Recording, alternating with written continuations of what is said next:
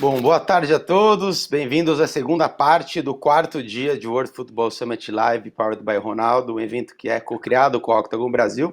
Eu sou Eduardo Baraldi, CEO da Octagon para a América Latina, e a gente está aqui de novo para encerrar a programação da tarde, que é voltada para o mercado brasileiro. Então, isso mesmo, hoje é o último dia do painel, desses painéis Brasil, amanhã tem ainda pela manhã, mas hoje a gente encerra aqui com os três assuntos muito relevantes. Então, diferente dos outros dias, a gente tem 3 painéis. No primeiro, alguns minutinhos, a gente vai falar sobre os aprendizados que o futebol consegue extrair do universo do entretenimento. Depois, às 3, a gente vai falar um pouco sobre a evolução da gestão no futebol brasileiro, com alguns cases internacionais. E, por último, às 4, a gente vai ouvir um pouco mais sobre o case de Brahma no futebol brasileiro. Os 3 painéis são, claro, patrocinados pelos nossos amigos da Brahma, uma marca que já faz parte do futebol e da vida dos brasileiros há muitos e muitos anos e, sem dúvida, uma referência quando a gente fala em investimento no esporte. E hoje a gente vai saber, no último painel, um pouco dessa fórmula de sucesso. Então, Marta, por favor, roda o vídeo da Brahma.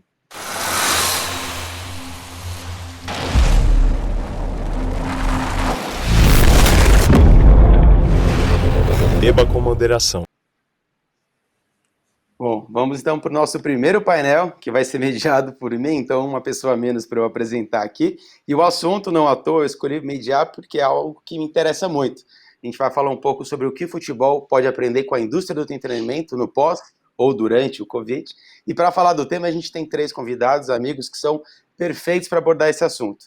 Primeiro, a gente tem a Roberta Coelho, que é a principal liderança por trás do case de sucesso chamado Game XP, hoje na posição de CEO, e Head de Desenvolvimento de Negócios do Rock in Rio, que é outro case de sucesso. Então, se a gente quer extrair alguns aprendizados de entretenimento, a Roberta é uma pessoa perfeita para isso. Então, obrigado, Roberta, pela sua presença. A gente tem também o Ricardinho Dias, o VP de Marketing da Ambev, hoje responsável pela construção de inúmeras marcas da Ambev, que muitas delas têm como territórios, ou como eles gostam de chamar de passion points, o entretenimento e o esporte, e na sua gestão vem revolucionando muito o papel do marketing através de muita criatividade e verdade. Então vai ajudar também a gente a entender um pouco mais desse cross de universos do esporte e do entretenimento. E por último, então, obrigado, Ricardinho, pela sua presença. E por último, Samuel Lloyd, diretor-geral do Estádio do Mineirão e da Ubra Parks, e ele é o grande responsável por ter feito do Mineirão uma das maiores referências do país em gestão de arenas, e vai conseguir que vai contar um pouco mais sobre como ele conseguiu aliar o futebol de cruzeirenses e atleticanos com os shows de música. Então, mais uma vez, a gente vai poder ouvir um pouco sobre esse cross de 2 paixões. Então, para começar, agradeço você, Samuel, Roberta, Ricardinho, e para começar, eu quero, enfim, do lado da conversa, a gente tem, né, em sua maioria, profissionais que trabalham com futebol e querem ouvir de vocês um pouco dos grandes aprendizados sobre modelos e iniciativas de sucesso que possam inspirar. Então, muito desse papo é para extrair esses insights. E a gente sabe que, né, tentando encontrar algo em comum entre todos nós aqui, a gente sabe que o momento que a gente está vivendo, ele impactou em cheio pelo fato de a gente não estar podendo ter presença física, né, de estarmos juntos com o contato. E a gente sabe que o entretenimento ele vive muito dessa conexão dos 5 sentidos, né, que de forma integrada eles causam uma experiência que muitas vezes é indescritível. A gente sabe que a Game XP e o Rock in Rio juntam ali milhares de pessoas através da música ou da cultura pop ou dos games, dos esportes. O Mineirão junta mais ali de 60 mil pessoas lado a lado para acompanhar o time do coração ou mesmo o seu ídolo da música. E no caso da Ambev, seja Brahma, Bud, Skol ou Beck's, a gente tem muitas vezes uma estratégia pautada nesses passion points que usam muito dos grandes eventos para serem esses conectores da comunidade. Então, uma vez que esse contato não tem data para voltar, como é que funciona esse processo para vocês, né, de reinvenção do produto que vocês gerenciam e a relação que vocês têm com o fã? Eu queria começar com a Roberta para saber como é que o Rock in Rio e a Game XP estão lidando com isso. Olha, primeiro, antes de mais nada, muito obrigada pelo convite. É um prazer, uma honra estar aqui com essa galera tão top do universo do entretenimento, marcas que investem e tal. E a você, Eduardo, muito legal. O evento em si está incrível, eu tenho acompanhado quanto posso as palestras de altíssimo nível, então vocês estão todos de parabéns. Sobre entretenimento, acho que você tocou num ponto que é o nosso ponto principal quando a gente fala de Rock in Rio e Game XP. As 2 empresas têm por objetivo, né, por missão, entregar e gerar experiências inesquecíveis. Cada um, obviamente, que dentro da sua temática, mas entregar experiências inesquecíveis. E a gente acredita e continua acreditando que uma experiência não é inesquecível se ela em algum momento não tiver um contato presencial. Que a história do live entertainment não acabou, não é porque nesse momento a gente está em casa e ainda está super restrito, né, com relação ao que a gente pode fazer, aonde a gente pode ir, mas a gente super acredita, investe para isso, estamos aí preparando os nossos eventos para que isso aconteça e para que essa experiência presencial não termine. É claro que esse mundo que acelerou de uma forma em 4 meses, né, um mundo onde a gente já vinha vendo a questão do conteúdo crescendo cada vez mais, ganhando importância, eu acho que a gente teve aí, né, cresceu muito, então é claro que está todo mundo se reinventando, é claro que a questão do conteúdo, da geração de conteúdo, ela veio para ficar, mas a história da experiência presencial, né? O Roberto Medina, eu vou até falar, dar uma frase dele, ele fala assim, gente, namorar é beijar na boca, não tem jeito. Então, enfim, a história do presencial não vai terminar e nós, como evento, continuamos acreditando nisso e sempre vamos trazer aí várias novidades que eu não vou poder contar agora, mas com relação a plataformas de conteúdo digital e falar muito de conteúdo também, mas o evento está confirmado, vai acontecer ambos e a gente continua acreditando nisso. Perfeito, é o que você falou, falta esse contato, ele não acabou, ele volta e ele é muito importante. Mas a gente sabe, né, Samuel, que enquanto a gente não tem essa retomada, como é que o Mineirão está se reinventando como arena para conseguir se adaptar a esse momento que a gente está vivendo?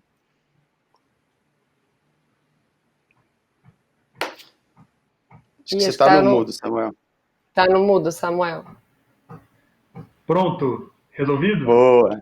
Resolvido. Boa, desculpa. Queria só agradecer primeiro o convite por estar aqui com feras do mercado, pessoas que eu admiro muito e parceiros, né? Já somos parceiros da Octagon, já somos parceiros também da Ambev já há muito tempo e um grande admirador do Rock in Rio. Já fui parceiro do Rock in Rio no passado também, como patrocinador há um tempo atrás. Mas acho que a discussão é muito essa, né? Como que a gente se deparou com o momento em que o Mineirão não pode cumprir a sua principal missão, que é aglutinar 60 mil pessoas dentro de um lugar. E é muito engraçado porque a solução sempre esteve lá e a gente não olhava para ela, né? O poder de marca vai muito além desse concreto. Então, a gente começou a usar o Mineirão como símbolo de Minas Gerais e mandando mensagens positivas, exercitando o nosso poder de símbolo para acalmar as pessoas, para levar as mensagens para as pessoas. Começamos, então, a explorar o mundo das lives, fizemos uma com o Skank, que foi um teste, acho que foi a primeira live de estádio aqui no Brasil, e foi espetacular, uma repercussão muito positiva. Mas eu acho que tem um próximo passo vindo aí.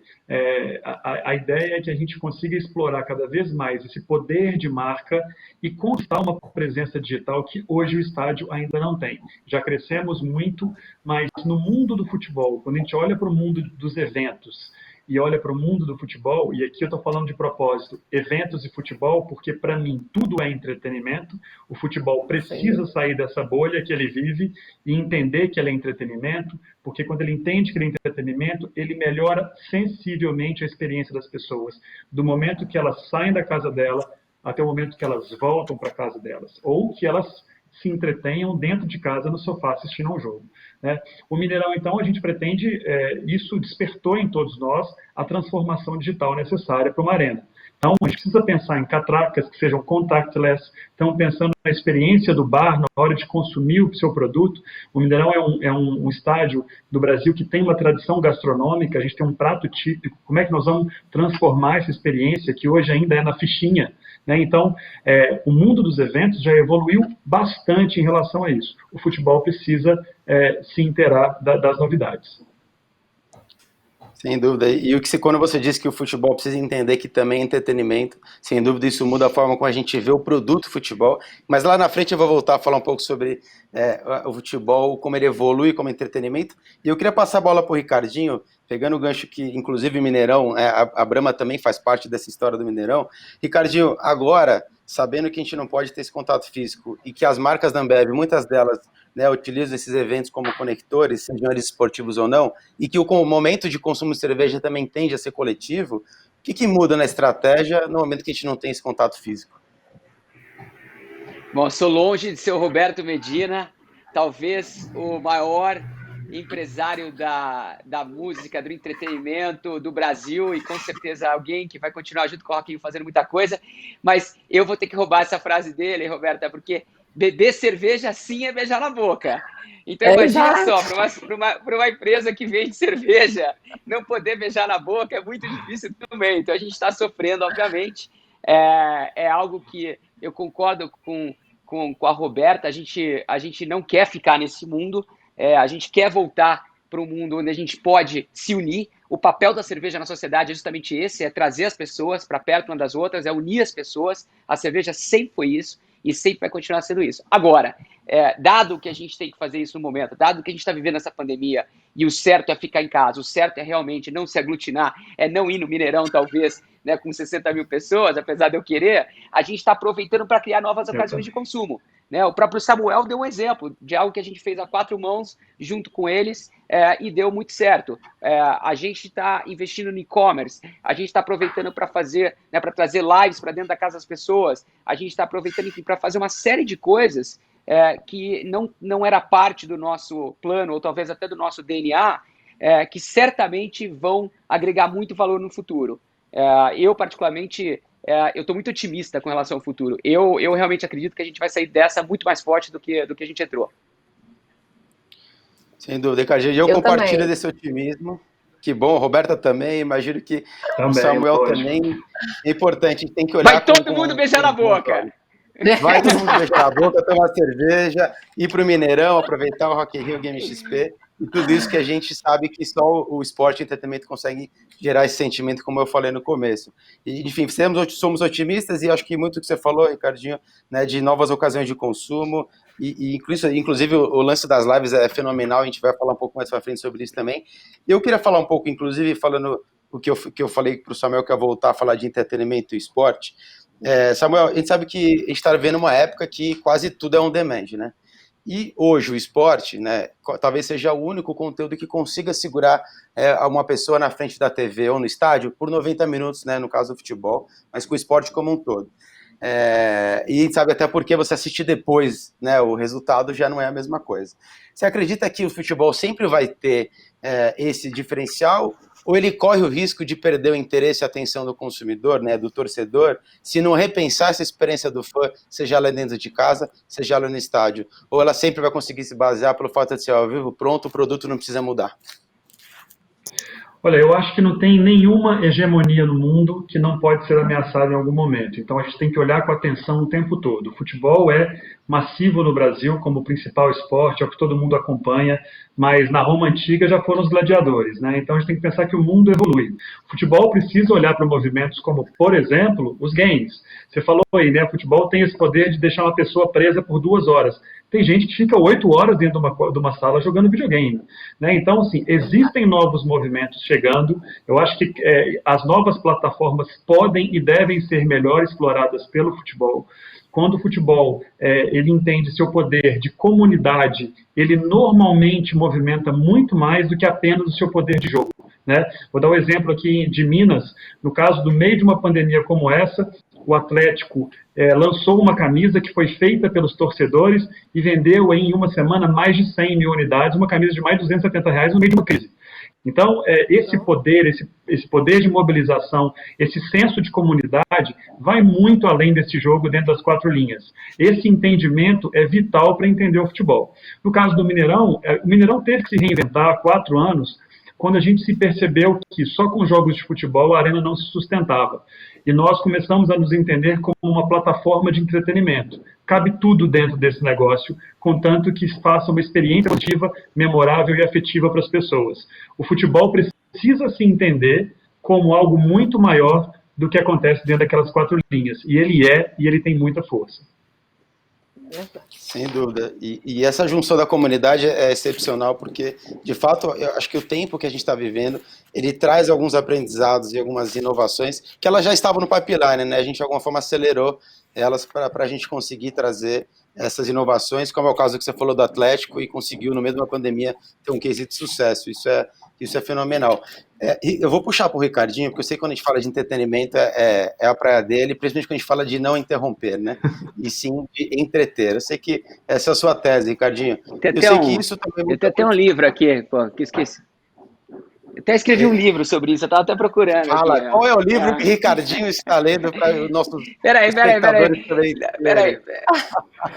Aqui, ó. Não é nem que eu tô lendo, cara. Eu escrevi o livro, cara. Tá aqui, ó. Olha só! Aqui, ó. Aí, aproveitem. Você quer falar de entretenimento? Isso mostra como a gente escolheu bem o painel, né? 3 pessoas para falar de entretenimento, inclusive temos um que escreveu sobre isso. Então, temos aqui um papo. Temos um papo de entretenimento. Inclusive, eu estava falando da sua tese, Ricardinho, que eu acho que, né, você tem falado muito sobre não interromper e sobre entreter, e isso muda muito, né? Você tem falado muito sobre como isso é uma revolução da forma como as marcas se comunicam, né? E inclusive o Samuel deu alguns exemplos disso no caso do Atlético e outras do Mineirão. Pensando que ao longo dos 90, vou sempre falar 90 porque estamos falando de World Football Summit, tá? Mas isso serve para qualquer esporte. Claro.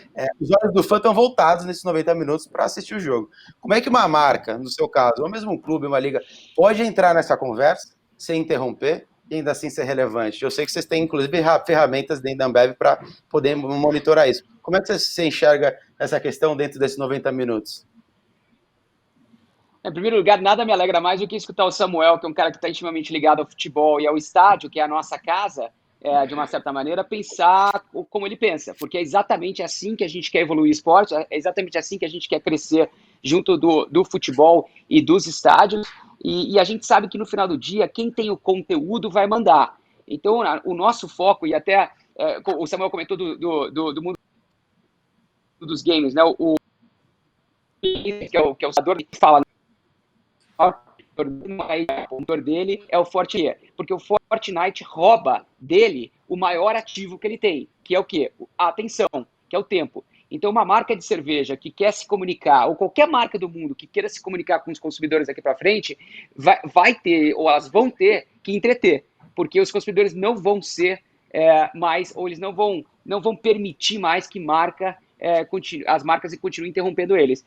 Dito isso, a nossa propaganda, a nossa publicidade vai ter que passar por um processo de evolução onde a gente realmente cria conteúdo e faz com que esse conteúdo entretenha as pessoas. E nada melhor do que o futebol, ou o esporte, ou a música, ou os games, para a gente fazer isso junto. Não, sem dúvida. Inclusive, isso muda, como a gente falou antes, e eu tenho certeza que está no seu livro, como isso muda a forma como as marcas, né, se relacionam e conseguem usar o conteúdo que já existe, independente das marcas, no caso do esporte, para conseguir agregar ainda mais e proporcionar algo diferente, não ali utilizando o espaço para poder, como mídia, mas sim como uma ferramenta de relacionamento, né? Eu sei que isso faz parte da estratégia das marcas da Ambev. Eu queria falar um pouco mais com a Roberta, voltando em relação a Game XP especificamente. Você disse em algumas entrevistas que quando vocês inauguraram em 2018, o desafio foi mostrar o conceito da Game XP, né?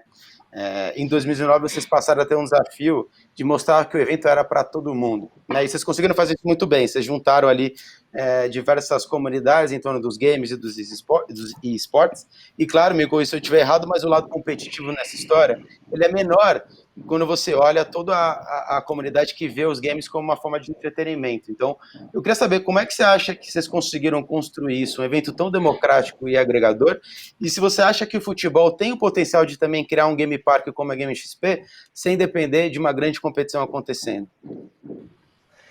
Gente, antes de mais nada, eu vou falar que essa sua ideia do Game Park no futebol, olha, desde a hora que você falou que você ia perguntar isso, eu falei assim, meu Deus do céu, como é que eu não tinha imaginado isso antes? Isso é uma grande ideia, depois a gente precisa evoluir nela. Temos 4 pessoas aqui que podemos continuar falando sobre isso. Olha só. Eu posso te recomendar uma agência, a Octagon, não sei se você conhece. Eles acham que eles podem ajudar isso para vocês. Obrigado, eu te recomendo um lugar para isso acontecer. Lá em Minas. Já temos aqui os parceiros perfeitos aqui. Mas, enfim, eu acho que, assim, na verdade, o grande barato da Game XP, quando a gente começou a pensar no evento, eu não quis fazer mais do mesmo, né? A gente realmente queria game hoje, até hoje não mais, mas durante um bom tempo, principalmente quando o evento começou a se desenvolver e tal, ainda era um mercado que era considerado meio nichado. As pessoas achavam que você acompanhar uma competição de um game de tiro era para poucos.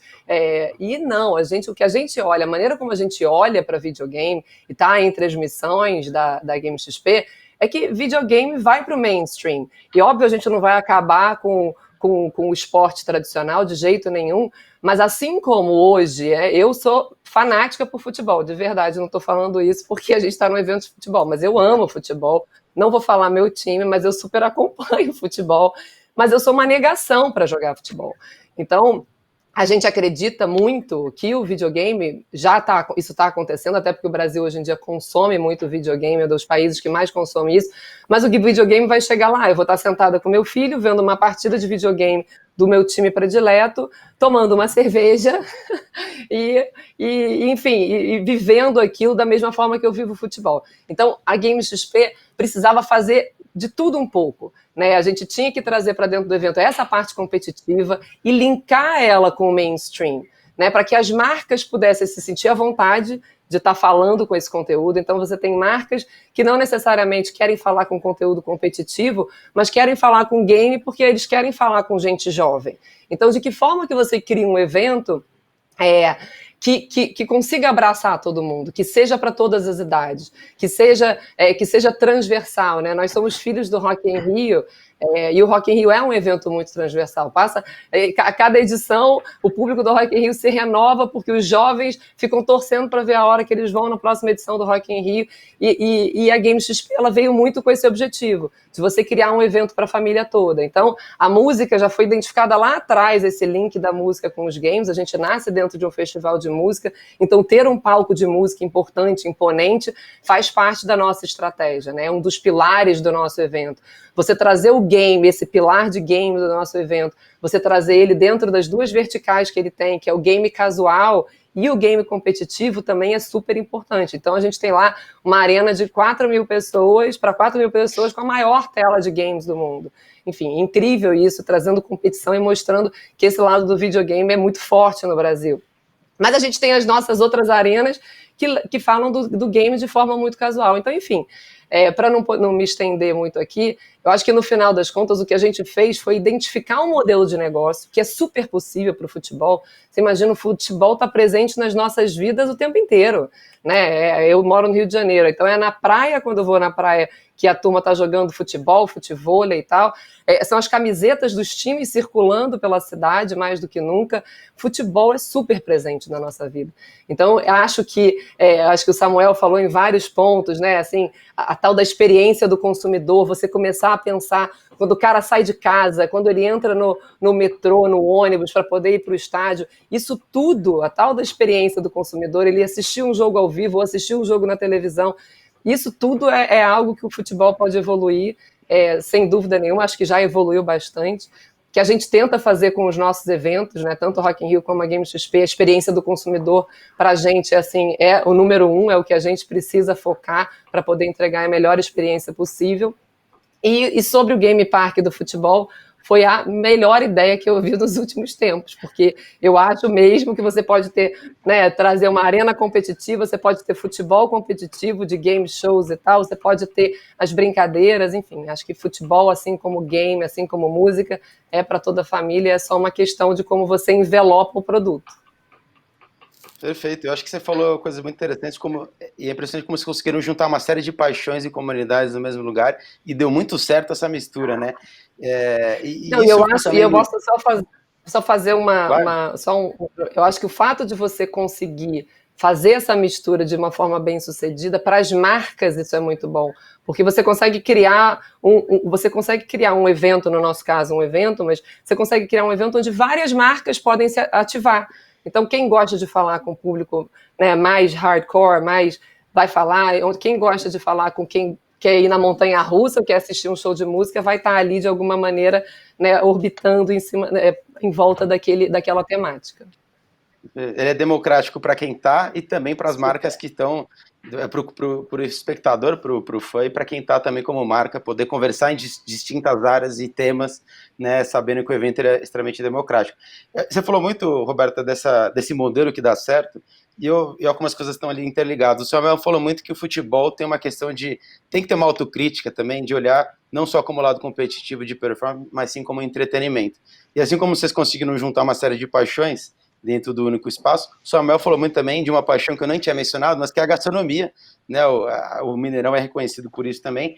E eu queria voltar para você, Samuel, falando em relação a entretenimento e as paixões que podem ser conectadas e como elas, né, mudam a experiência dentro de uma arena. A gente sabe que o futebol brasileiro, né, ele é muito pautado pela paixão, né? E o entretenimento, muitas vezes, ele pode ter uma excelente experiência dentro da arena, mas se o time não vai bem dentro de campo, isso aí pode por água abaixo.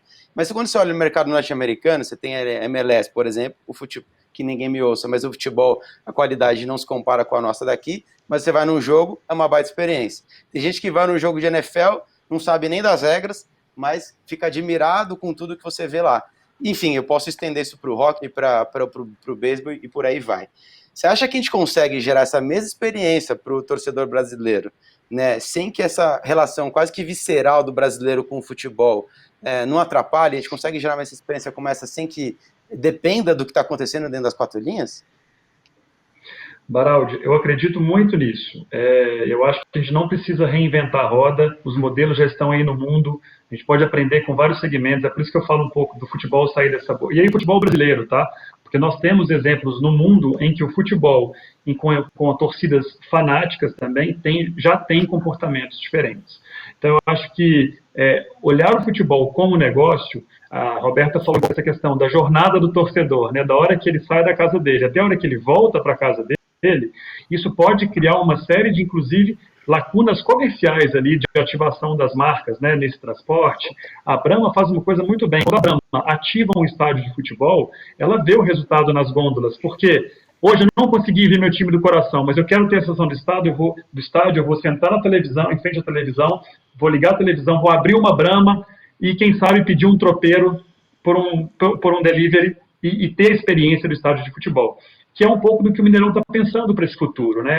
Não sei se vocês sabem, o Campeonato Mineiro está anunciado de voltar, mas em Belo Horizonte ainda é proibido pela prefeitura. Então, o que deve acontecer é o Mineirão tentar levar um pouco dessa marca para casa das pessoas, um pouquinho dessa experiência, através do delivery do tropeiro, que é o prato típico, junto com a Brahma. Então, essas são soluções que a gente está criando. Olhando de uma forma, no universo mais amplo, os profissionais que existem hoje no Brasil já rodaram esses eventos todos que você citou.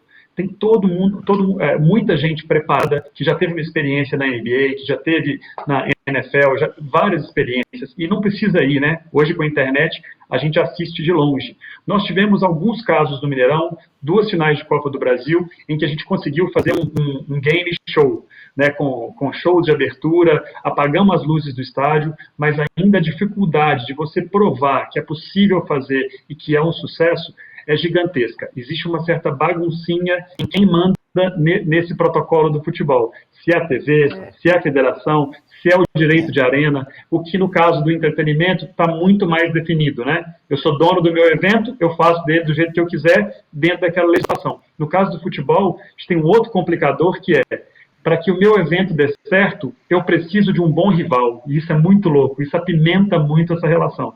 Então, às vezes, a gente está vendo agora a briga aí de Fluminense e Flamengo por quem vai passar os direitos da final. Então, acho que isso tudo precisa ser reconversado para que o futebol consiga evoluir em classe mundial, como esses grandes eventos que você citou.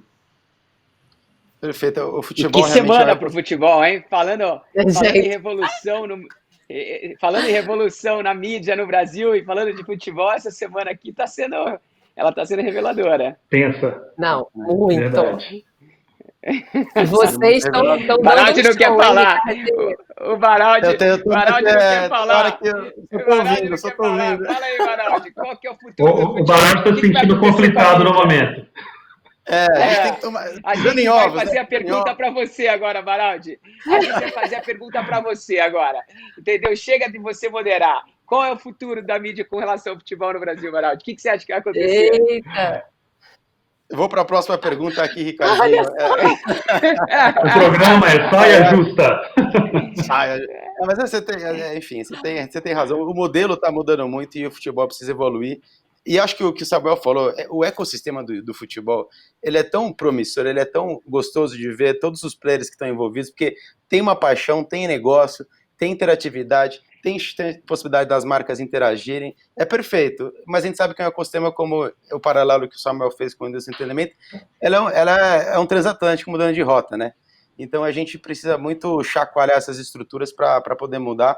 Mas assim, tem uma coisa que você falou, eu não estou querendo fugir da tua pergunta, não, Ricardinho, mas o Samuel falou uma coisa que eu acho muito interessante. A gente Você está ganhando tempo para pensar na resposta. Ganhando tempo, exato. Eu já sabe a tática, né?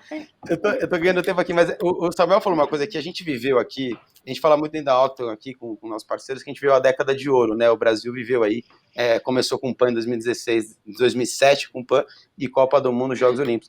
E o maior legado foram, claro, tem as estruturas físicas e tal, que a gente talvez, né, nem todas a gente aproveitou, mas o maior legado são as pessoas. A gente tem uma quantidade de profissionais tão bons que se formaram, né, nesse período, que a gente precisa utilizar isso. E vários deles estão por aí, né, trabalhando nesse mesmo ecossistema. Então, estão começando a fazer a diferença. Mas, enfim, o movimento não necessariamente vai na velocidade que a gente gostaria.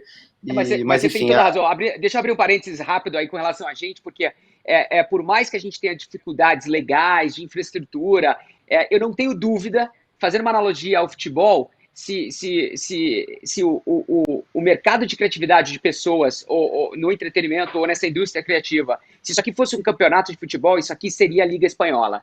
Se isso aqui fosse seria a NBA, entendeu? Eu vivi já em 6 países, trabalhei em 6 países e eu não tenho dúvida que quando eu olho para a Roberta, para o Samuel, para você e eu olho ao meu redor, eu não vi em nenhum outro país do mundo pessoas como as que a gente tem aqui no Brasil. O problema é que falta ferramenta. E aí cabe a nós agora tentar lutar por essas ferramentas. Mas em termos de capital humano, o Brasil não deixa nada a desejar para nenhum outro país do mundo.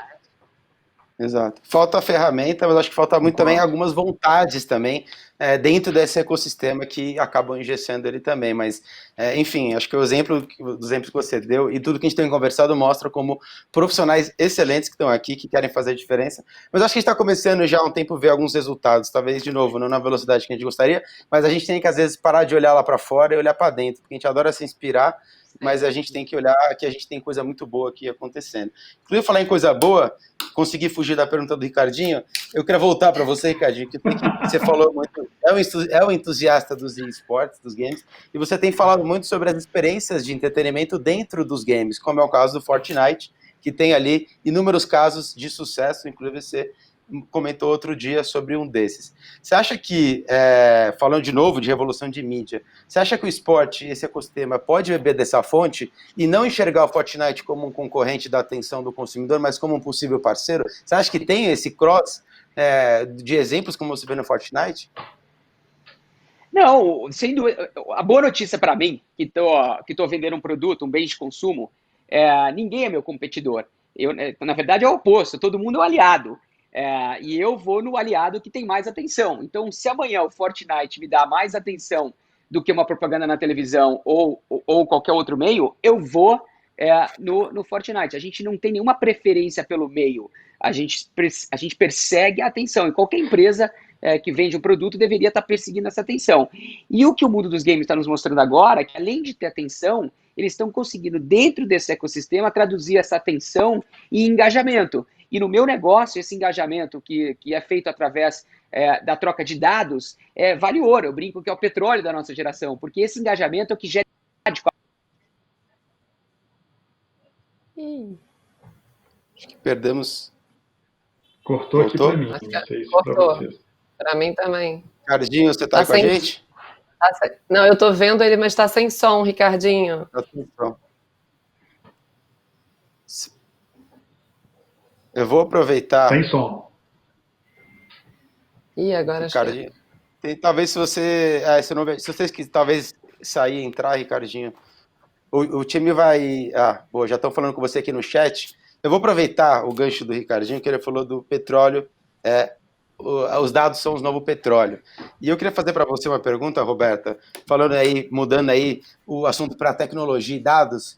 A gente sabe que a GameXP é muito voltada para a tecnologia, assim, absurdamente. Mas a gente sabe que a tecnologia não é só aquela que proporciona uma infraestrutura, uma conectividade, interatividade e esse impacto sensorial, mas também a tecnologia que ajuda a entender o comportamento das comunidades que você falou agora há pouco, dessas comunidades gamers, através, inclusive, dos dados. O quanto vocês utilizam para desenvolver o conteúdo, né, as experiências lá dentro da GameXP, através da tecnologia, desse entendimento dos dados de quem está do outro lado, para poder você criar essas experiências relevantes? O quanto esses dados ajudam vocês a desenvolver o produto GameXP? Olha, ajuda muito, né? Eu acho que assim, a gente acredita muito nessa história de você conhecer o comportamento do consumidor, né? Então, quando eu falei ali sobre como a gente acabou lapidando o evento para poder chegar nesse modelo de negócio que a gente tem hoje em dia, né, que está estacionado em cima desses 3 grandes pilares, que é o game, a música e a experiência propriamente dita, isso a gente foi chegando, conhecendo o nosso consumidor. Então, a gente usa tudo que está ao nosso alcance para poder conhecer cada vez mais esse consumidor. Então, e como você mesmo colocou, Eduardo, a gente está falando com comunidades bem diferentes, né? Esse é uma grande sacada e é o grande desafio do nosso negócio. Então, você trazer para dentro da GameXP o hardcore player, né?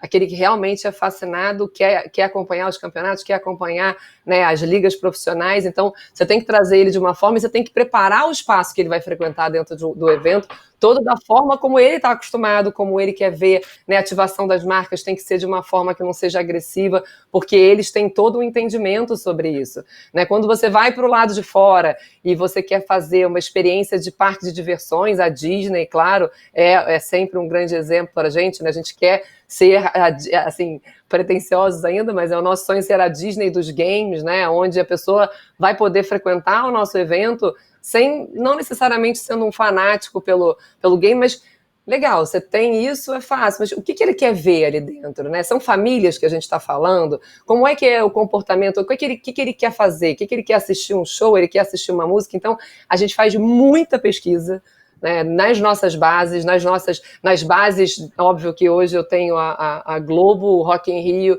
e o Grupo Omelete como acionistas, então a gente tem aí bases bem generosas para a gente poder, para ajuda nesse sentido, mas sem dúvida nenhuma o comportamento humano e tudo que a gente pode usar, que a tecnologia nos permite usar hoje em dia de BI, a gente usa para poder entregar para o público a melhor experiência possível, sempre olhando para a tal da experiência, é sempre o nosso foco no final das contas. Importante a gente entender como entender o comportamento de quem do fã muda a forma como a gente desenvolve o nosso produto para não ficar de novo. É uma via de mão dupla, né? Se a gente pensar que a gente só quer falar e não quer ouvir, de fato a gente acaba desenvolvendo um produto que não seja relevante para quem vai acompanhar aquilo por alguns dias, né?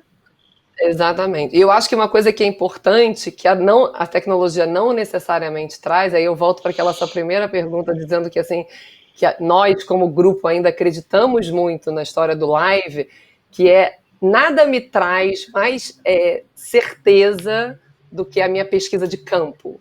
Né? A gente investe muito em pesquisa de campo no evento, né? A gente investe muito para entender o que o nosso consumidor, que foi ali, que pagou, que gastou dinheiro para comprar aquele ingresso, o que ele viu, o que ele gostou, o que ele não gostou, o que ele, na opinião dele, vai nos ajudar a melhorar para o próximo ano. Essa pesquisa de campo no evento, ela é sempre complementar, né, no pós-evento, a gente manda uma pesquisa para a nossa base, e a gente tem, assim, respostas, o percentual de respostas é bem grande, então é bem legal, porque eu acho que tem uma mistura, né, de tecnologia, de análise de dados, né, e tudo que a gente pode usar nesse sentido, mas aquela experiência ali da pessoa ali naquela hora do evento também, assim, é algo que tá muito dentro desse nosso caldo para preparar para o próximo evento, que, como a gente diz lá, o próximo Rock in Rio, a próxima GameXP vai ser o melhor evento de todos os tempos.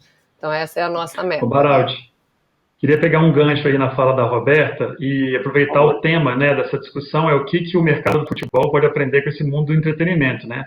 Roberta acabou de dar uma aula e eu quero te perguntar quantas vezes os clubes fazem pesquisa de experiência do usuário entre os torcedores na arquibancada, né?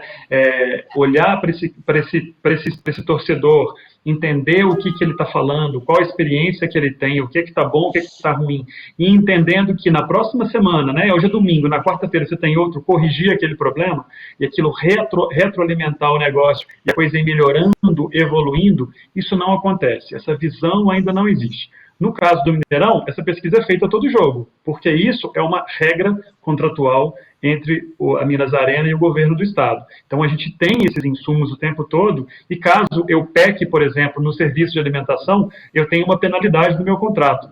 Mas essa não é a lógica que está reinando no futebol. Então eu tenho uma obrigação de prestar um excelente serviço, porque senão eu tenho impactos financeiros na relação contratual. Essa relação deveria ser uma relação do próprio futebol, de querer melhorar. Existem casos no Brasil, então eu estou tentando fazer aqui uma generalização totalmente equivocada nesse caso. Eu tenho certeza que tem muita gente preocupada com isso, mas não é o normal. Isso precisa ser o normal para a gente devolver para esse torcedor uma experiência incrível.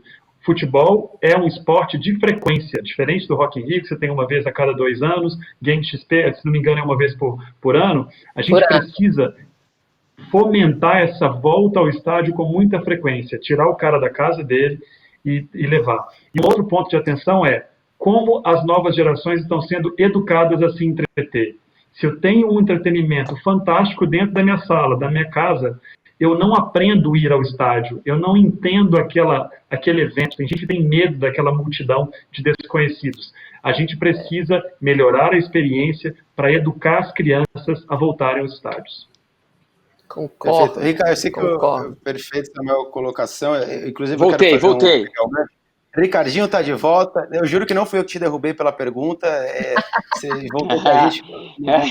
Já vou voltar para você aqui. Se não foi você, eu já sei quem foi. Eu vou voltar para você, Ricardinho. E eu tenho uma pergunta aqui que eu quero pegar o gancho do que você estava falando, mas só para pegar aqui um pouco do que o Samuel falou, eu queria enxergar um pouquinho mais sobre essa experiência, sobre a frequência, sobre, né, essa pesquisa que, inclusive, a Roberta falou que para entender o consumidor, para quem é um fã. Samuel, no caso do momento que a gente está vivendo, tem uma série de tecnologias sendo, não desenvolvidas, mas pensadas para trazer um pouco do público para dentro do estádio, ou para melhorar essa questão das arquibancadas virtuais e tal. Você acha que esse período que a gente está desenvolvendo ou está investigando essas tecnologias, tem alguma coisa que a gente vai conseguir extrair para que isso, mesmo com a volta do público, a gente consiga extrair algo de bacana para depois melhorar a experiência, trazer a família, trazer a frequência que você tanto fala, ou você acha que o que está sendo desenvolvido agora é realmente momentâneo para sanar um problema do público não estar dentro do estádio? Olha, eu gostaria de ser otimista e dizer que vamos aproveitar várias coisas, mas eu, observando as interlocuções que a gente tem lá no Mineirão e o mundo do futebol, as pessoas querem resolver o problema de hoje. Eu vou falar para você, eu vou te dar um caso. Você precisa investir 10 milhões de reais para transformar seu estádio numa experiência digital fantástica, com Wi-Fi, com um aplicativo legal. O time de futebol coloca 10 milhões no Wi-Fi ou compra um novo jogador? Essa é a discussão, porque se você não tem um olhar de longo prazo, a torcida vai te trucidar, vai falar, como assim você vai gastar 10 milhões em modem, em antena, e não vai contratar o jogador favorito que eu estou precisando? Né? Então, quando você tem uma visão de longo prazo, os investimentos, eles se encaixam melhor.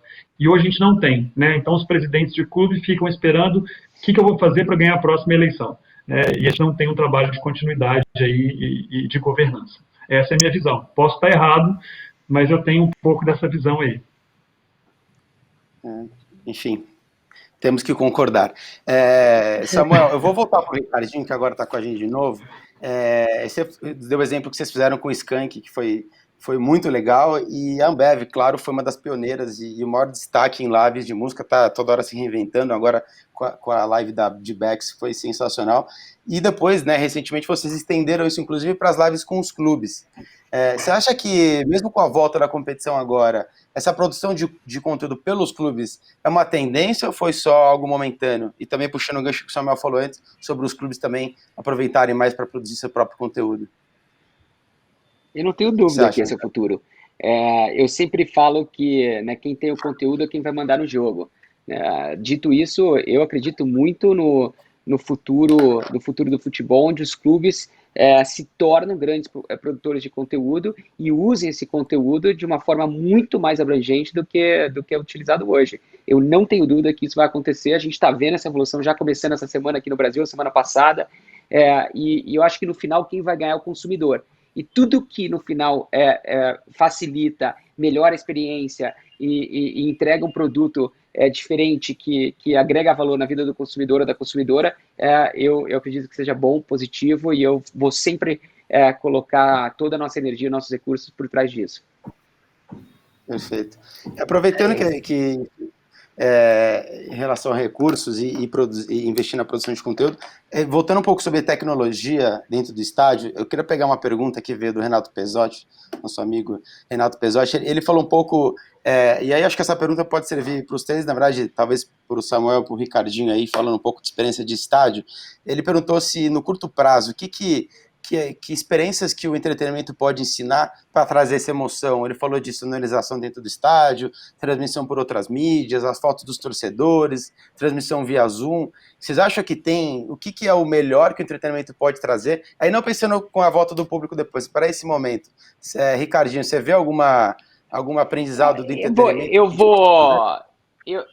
Sem dúvida, eu vou dar um exemplo da NBA. O Adam Silver, que é o commissioner da NBA, fez um call com todos os seus maiores patrocinadores e clientes, nesse caso, e ele falou, olha, estou aproveitando essa situação agora onde a gente vai ter que voltar a jogar, né, lá na Disney com o estádio, com a arena vazia, para dar uma experiência melhor para quem está em casa. Então, uma das coisas que ele falou, eles não prometeram, mas uma das coisas que eles falaram, que eu acho que seria revolucionário para o esporte, é um sonho de um dia, quem sabe, poder ter um microfone em cada jogador. Entendeu? Então, o mundo dos games está trazendo muito dessa provocação também. Ou seja, você começar a viver essa experiência do esporte de muito mais perto. Quem sabe uma câmera, quem sabe diferentes ângulos, quem sabe você vai ter, né, um conteúdo que pode chegar com você, a você de diversas formas. Eu acho que o VR quanto mais essas empresas de tecnologia investem em VR, empresas grandes também, como Google, como Facebook, eu acho que a gente vai ter um novo paradigma a ser quebrado aí, enfim. Eu tô vendo, eu não tenho dúvida que a gente só vai melhorar com relação à experiência das pessoas, seja ela no estádio ou fora do estádio. Eu acho que o futuro pro entretenimento como um todo, seja ele na música, no game, no esporte, é brilhante. Samuel, com o Ricardinho, eu acho que a gente vai ter de tudo nesse momento agora da volta dos jogos. A gente tem a sorte de poder beber um pouco nas fontes europeias, né, que já começaram a fazer algumas experiências. Eu acho que nós vamos encontrar tudo isso aqui no Brasil. Cada time vai testar de um jeito diferente e vai ser muito legal, porque vai ser uma competição de quem faz uma coisa mais bacana. Então nós vamos ver muita inovação rolando por aqui também. E eu acho, se eu puder complementar, falando um pouco assim, eu acho que um não é excludente do outro, sabe? Essa história que as pessoas estão com medo, mas será que agora a gente vai perder espaço no presencial porque você tem um online? Não, eu vou dar o exemplo do Rock in Rio. Gente, o Rock in Rio sempre foi uma super live. O Rock in Rio é transmitido 100% em plataformas digitais, na televisão, canal aberto. Não existe evento mais democrático do que o Rock in Rio nesse sentido. É uma super live e sempre foi. E ainda assim os ingressos esgotam em minutos, em dias, minutos queríamos nós, mas em poucos dias, já aconteceu de poucas horas, os ingressos esgotam. Por quê? Porque as pessoas querem viver aquela experiência ali. Né? O Samuel estava falando sobre a garotada nos estádios. Assim, como eu gosto de futebol, eu levo meus filhos ao Maracanã. Porque não existe experiência, não existe jogo de futebol na televisão que substitua aquela emoção de você estar no estádio. É super legal, eu adoro assistir jogo na televisão e assisto também, mas quando eu posso ir ao estádio, eu não deixo de ir ao estádio. Então eu acho que assim, o Ricardinho falou muito nisso, dessa história do conteúdo, acho que sim, eu falei na primeira vez, a gente recebeu aí uma acelerada recente, conteúdo veio para ficar e todas as marcas, todas as empresas vão ter que pensar dessa forma, não tem jeito, quem não pensava está tendo que se reinventar, mas a experiência presencial é insubstituível. Então, não acho que exista problema, a gente vai continuar coexistindo com os esportes tradicionais, com o futebol, com os games que estão crescendo muito aí, e eu acho que tem espaço para todo mundo, tem muita gente, tem muitos bilhões de pessoas aí nesse mundo. sem Exato. dúvida. E a gente começou a nossa live falando sobre o quanto o presencial ele faz falta e ele nunca vai ser substituído. E a gente encerra ele falando sobre como essa união entre pessoas, né, é importante e que a gente está ansioso para voltar. Mas eu acho que tentando, como sempre, olhar o copo meio cheio, a gente falou muito aqui sobre otimismo. Eu acho que quando essas coisas voltarem, né, a gente poder estar juntos, abraçando, beijando na boca ou tomando cerveja, como vocês mesmos falaram, a gente vai poder, acho que, pensar diferente. Acho que a gente vai conseguir ver outro propósito para essas experiências ao vivo de todos os aprendizados que a gente tirou com esse momento. Então, como mesmo o Ricardinho falou, a gente vai sair dessa melhor. E eu acho que quando a gente retomar, e mesmo durante, eu acho que a gente nos forçou a pensar diferente. E a gente vai testar, errar, e no final a gente vai conseguir acertar muita coisa, para que no final o produto futebol, e quem acompanha os outros painéis sabe que a gente falou muito sobre como é que o produto futebol, ele é uma paixão, mas como é que a gente enxerga ele como um produto que sim é entretenimento, que sim é paixão, mas que ele é uma forma de um ecossistema inteiro fazer parte, e ele vai evoluir, de novo, seguimos otimistas. E já tem que encerrar por aqui, infelizmente, teria muito mais para a gente continuar conversando, mas a gente tem mais 2 painéis hoje, então eu queria agradecer imensamente Roberta Coelho, da Game XP e Rock in Rio, Ricardinho da Ambev e Samuel Lloyd, do Estádio Mineirão e da Urbe Park. Beijo. Samuel, a gente acabou não falando de Urbe, porque o conteúdo de Mineirão tomou bastante nosso tempo, mas a gente vai ter uma próxima para falar de Urbe, e eu tenho certeza que tanto Roberto quanto o Ricardinho vão estar com a gente de novo em algum momento, discutindo isso, como o produto futebol melhora com essas experiências que vocês trouxeram para a gente. Muitíssimo obrigado, gente. Obrigada, Foi um prazer, obrigado. Obrigada pelo convite. Tchau, tchau. Eu que agradeço. Bom, quem está do outro lado, assistindo a gente, daqui a pouco a gente volta, em 10 minutinhos, 3 em ponto, a gente vai para o nosso segundo painel. Então, como sempre, aproveita para tomar água, ir no banheiro e a gente volta já já.